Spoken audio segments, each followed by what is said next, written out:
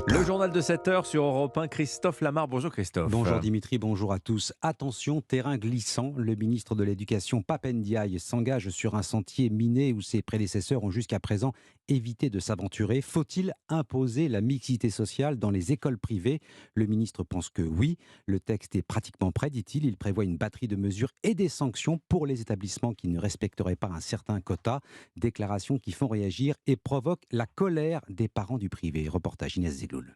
Devant la grille du collège, Chantal attend Mathilde, sa fille, dans le privé depuis la maternelle.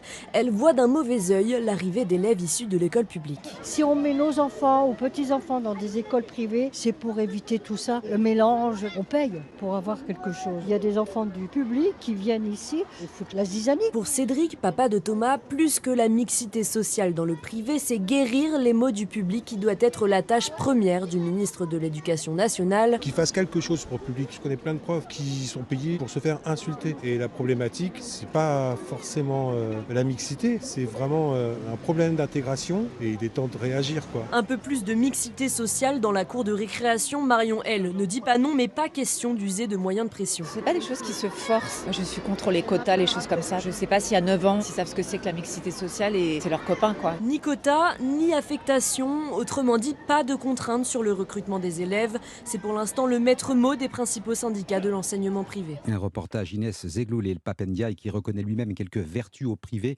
Il a admis avoir scolarisé ses enfants dans une prestigieuse et très sélecte école privée du 6e arrondissement de Paris. Un moyen de leur garantir une scolarité sereine et heureuse, a-t-il expliqué.